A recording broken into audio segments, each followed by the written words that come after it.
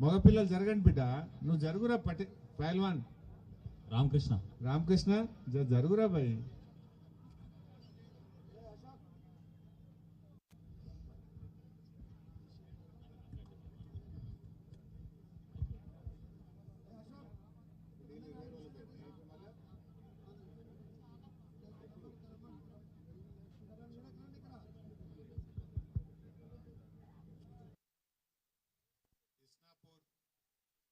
చెల్లెళ్ళందరికీ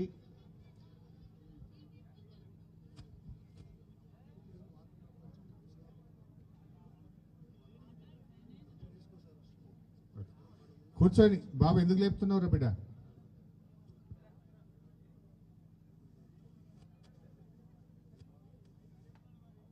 కొంచెం సైలెంట్గా ఉంటే ఒక అర్ధగంట వాళ్ళని ఇబ్బంది పెట్టద్దు, మీరు ఇబ్బంది పడకండి దయచేసి. మహిళలతో మాట్లాడితే జర మగపిల్లలు జర నిశ్శబ్దంగా ఫోన్లు జేబులో పెట్టుకోరు.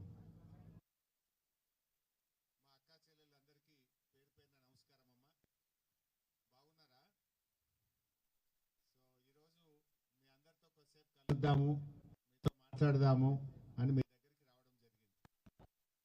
సరే, ఈ రాష్ట్రంలో 10 ఏళ్ల పాటు కేసీఆర్ పాలన చూసినాం. ఇప్పుడు 2.5 ఏళ్ళు అయింది కాంగ్రెస్ వాళ్ళ పాలన కూడా చూస్తున్నాం. మొన్న ఒకసారి నా దగ్గరికి కొంతమంది పంచాయతీ సెక్రటరీలు, కొంతమంది ఉద్యోగస్తులు వాళ్ళ కష్టాలు చెప్పుకోవడానికి నా దగ్గరికి వచ్చారు.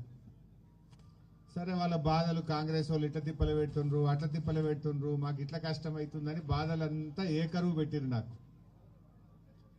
అన్ని విన్నాక నేను ఒక మాట అన్నా, తమ్మి మీరే కదరా మా బీఆర్ఎస్ ఓడగొట్టి కాంగ్రెస్ని గెలిపిస్తుంది, మీకు ఉద్యోగం ఇచ్చింది కేసీఆర్, పర్మనెంట్ చేసింది కేసీఆర్, మీ జీతాలు పెంచింది కేసీఆర్, మీరే కదరా తమ్మి ఓడగొట్టిరి, మళ్ళీ వచ్చి కష్టాలు చెప్పబట్టి అన్న. ఒక మాట అన్నాడు ఆయన. ఆ ఉద్యోగస్తులు నాతో ఏమన్నారంటే, సార్ ఇక తెలంగాణ రాగానే 10 ఏళ్ళు మీరే ఉంటుంది, ఆయన రేవంత్ రెడ్డి ఇక బాగా చేస్తా, ఇట్లా చేస్తా, అట్లా చేస్తా అంటే నమ్మినాం సారు. ఇప్పుడు ఎప్పుడైనా విలువ ఎప్పుడు తెలుస్తుంది? ఇప్పుడు కొత్త వాళ్ళు వచ్చినాక అరే పాతోళ్ళే బాగుండే అని ఇప్పుడు మాకు అర్థమైంది, ఏం చేయమంటావు అంటారు. మరి చేయి జారిపోయింది కదరా తమ్మి అంటే ఇక అయిపోయిందన్న, ఇక అందుకే మళ్ళీ నువ్వే పట్టించుకోవాలన్న అంటారు. అంటే మనిషి విలువ ఎప్పుడు తెలుస్తుంది అంటే ఉన్నప్పుడు తెలియదట. ఇప్పుడు కేసీఆర్ సాబ్ పోయినాక ఇప్పుడు అందరూ అయ్యో ఆయనే బాగుండే, పెద్ద మనిషి మంచిగుండే అని ఇప్పుడు ఒక్కరు అది చేస్తురట. నిజమా కాదా? ఇవాళ ఇక్కడ అక్క చెల్లెలు ఇంతమంది ఉన్నారు, ఇలా తెలుగు రానోళ్ళు ఉన్నారు ఎవరన్నా? అంటే ఈ బీహార్ వాళ్ళు ఉంటారు కదా, ఉన్నారా? सर लास्ट में एक 5 मिनट में हिंदी में बात करता हूँ, पहले तो तेलुगु में बात कर लेता हूँ, लास्ट में आपको समझाने के लिए एक 5 मिनट हिंदी में बात करता हूँ. అయితే ఈ రోజు మీరు ఒక్కటే ఆలోచించండి, కృష్ణాపూర్ మున్సిపాలిటీ అయింది, మరి ఎలక్షన్లు వచ్చింది, ఎవరిని గెలిపించుకోవాలి? సరే అందరు వస్తారు, కాంగ్రెస్ వాడు వస్తాడు, పువ్వు గుర్తోడు వస్తాడు, మన కారు గుర్తు, మన బీఆర్ఎస్ కూడా వచ్చి మిమ్మల్ని అడుగుతాం. మనం ఎవరికి వేయాలి? మనకు మంచి చేసే వాళ్లకు, మన కాళ్ళల్లో చేతులల్లో అందుబాటులో ఉండే వాళ్లకు, మన భవిష్యత్తు బాగా చూసుకుంటే వాళ్ళకు ఓటేసుకోవాలి. కొందరు మాటలు చెప్పేటోళ్ళు ఉంటారు, కొందరు పనిచేసేటోళ్ళు ఉంటారు. ఇలా మాటలు ఎవరి చేతలు ఎవరియో చూసుకోవాలన్నా వద్దా? ఇప్పుడు కేసీఆర్ గారు ఉన్నప్పుడు 200 రూపాయలు ఉన్న పెన్షన్ 2000 చేస్తా అంటే చేసిండా లేదా? కేసీఆర్ ఉన్నప్పుడు 2000 ఒకటే నెల గెలవంగానే మళ్ళా నెలకెళ్ళి 2000 ఇచ్చిండా లేదా? మరి ఇదే కాంగ్రెస్ ఆయన రేవంత్ రెడ్డి ఏమన్నాడు? చెల్లె 4000 చేస్తా అని బాండ్ పేపర్ మీద రాసిచ్చిండా? సంతకాలు పెట్టిండ్రు, ఓట్లు పెట్టిండ్రు, ప్రామిసరీ నోట్ రాయించిండ్రు. మైన్ చెప్తే నమ్మతలేరని ఇక సోనియా గాంధీతో చెప్పించిండ్రు, రాహుల్ గాంధీతో చెప్పించిండ్రు. నమ్మటట్లేరని ఇక ఢిల్లీ నుంచి గల్లీ దాకా చెప్పారు. మరి అయినాయా 4000? అయిందా అమ్మా? మరి ఇప్పటికి ఎన్ని నెలలు అయింది? అంతమందికి పెన్షన్ వస్తుందా? కూర్చొని లేపక కానీ మీ ఆయనకు వస్తుంది. అయితే 4000 అన్నారు, ఎగబెట్టినరా లేదా? మరి ఇప్పుడు ఎన్ని నెలలు అయింది గవర్నమెంట్ వచ్చి? 2 ఏళ్ల మీద 2 నెలలు అయింది, అంటే 26 నెలలు అయిపోయింది. నిజంగా 4,000 పింఛన్ వస్తే 26 నెలలు అంటే ఎంత పోయినట్టు మనకు 52,000 రూపాయలు ప్రతి అవ్వకు తాతకు పోయినట్టే కదా. 52,000 కాంగ్రెస్ వాళ్ళు లుక్సాన్ చేయలేదా? అదే కేసీఆర్కి వెళ్తే 4,000 అవుతుండే, 52,000కి పడుతుండే. నమ్మినందుకు ఆగమైపోయింది. అయిందా లేదా? ఆలోచన చేయండి. అట్లే మీ బిడ్డ పెండ్లైతే కేసీఆర్ 1,116 ఇస్తా అంటే ఇచ్చిండా? బరాబర్ 1,116 వచ్చిందా లేదా?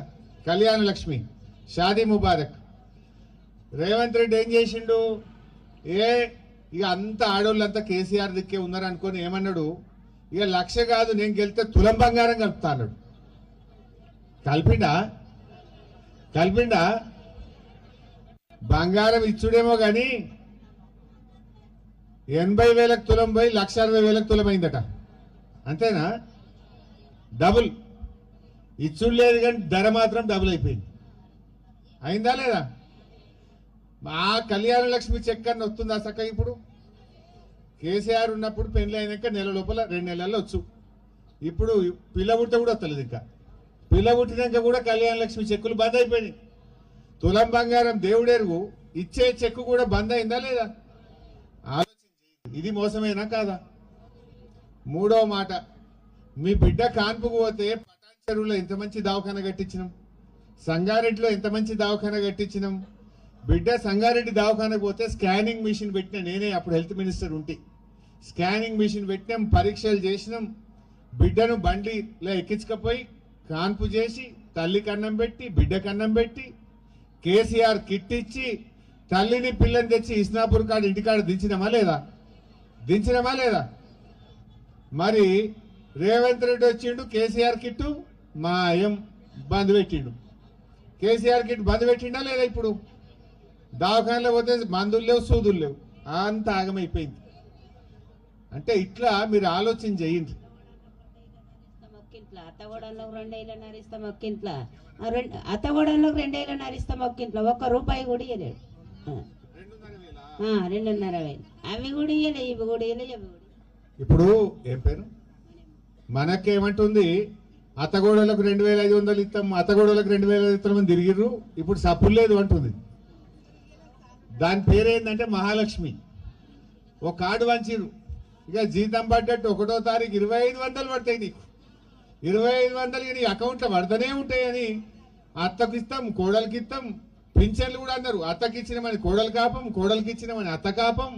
2 పింఛన్లు ఇస్తాం, 2,500 ఇస్తాం. అరచేతుల వైకుంఠం చూపించారు. వచ్చిందా తల్లి మహాలక్ష్మి?